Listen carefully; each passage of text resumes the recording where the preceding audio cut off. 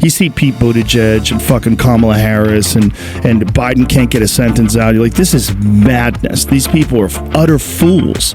And these are the people that are running everything. And these are the people that are getting us on the brink of war with Russia.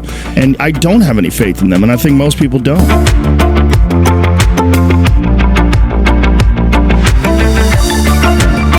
Well, we have in some areas of our life for sure. You know, hopefully people haven't done that in their interpersonal, intimate relationships, but we certainly have in the way we communicate with others. We've certainly accepted like very bizarre ways of communicating online, and sometimes that bleeds out into real life, like where someone talks to people in the real world as if they're on Twitter and they get bashed. Yeah. Like you see that sometimes.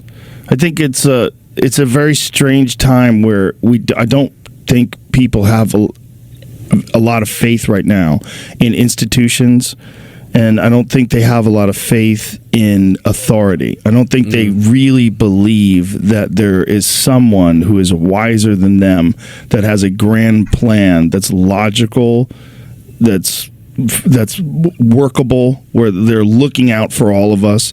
So I think there's like a feeling of chaos that exists today that I don't think has ever existed in my life like this before. Even back during like the Bush administration, when they everybody thought Bush was a moron, they still thought there's a good cabinet and they're following all the checks and balances, even though they're probably extracting too much money, and there's probably a lot of cronyism and a lot of undercover deals and a lot of like no bid contracts with Halliburton and that kind of nonsense. He still thought they have things pretty under control. It's a very solid institution. Nobody believes that now. You see Pete Buttigieg and fucking Kamala Harris and Biden can't get a sentence out. You're like, this is madness. These people are utter fools, and these are the people that are running everything, and these are the people that are getting us on the brink of war with Russia.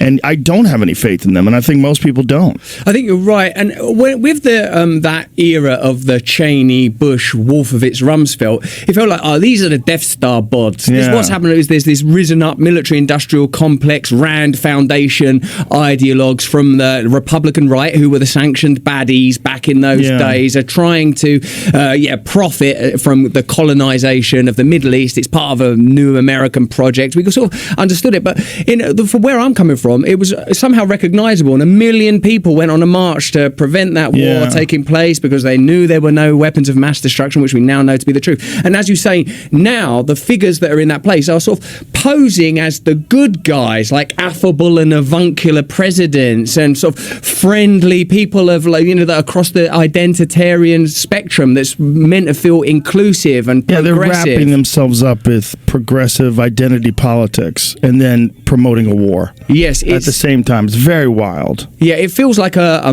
mask and a veil. Like, this is what's interesting for me is as we navigate this new and emergent space of being able to present counter narratives, and continually, like all of us now, have like experienced, you're a right wing conspiracy theorist, you've joined the alt right, you're a gateway to this, the dark web, all of that language that grows up around it.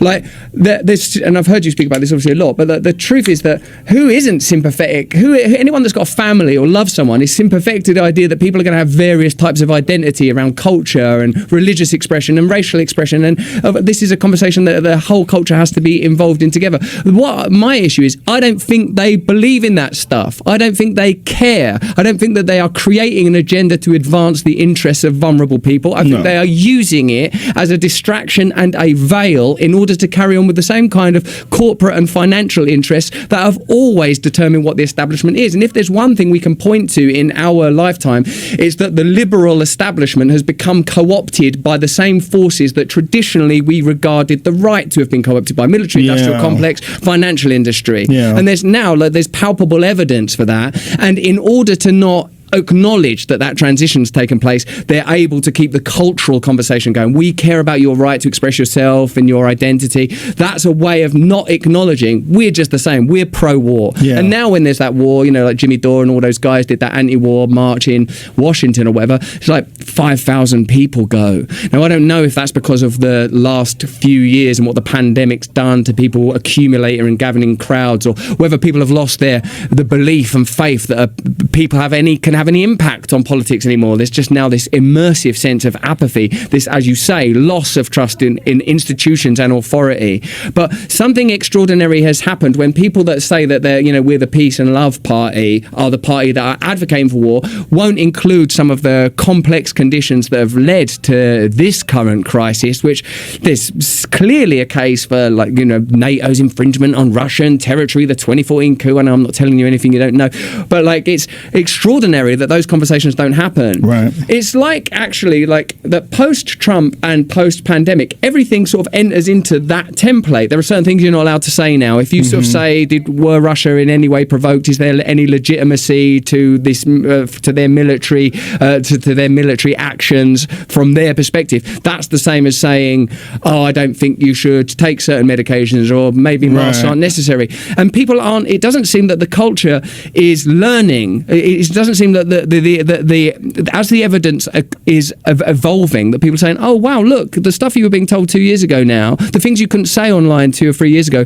now there's evidence for that. In fact, I've bought documentation in case the conversation went in this direction, Joe. In my new position as a legitimate investigative journalist, I've got actual papers that I can show you, from conspiracy to fact. Well, the lab leak theory, that's the best one. The lab leak theory was openly considered racist. Yeah. And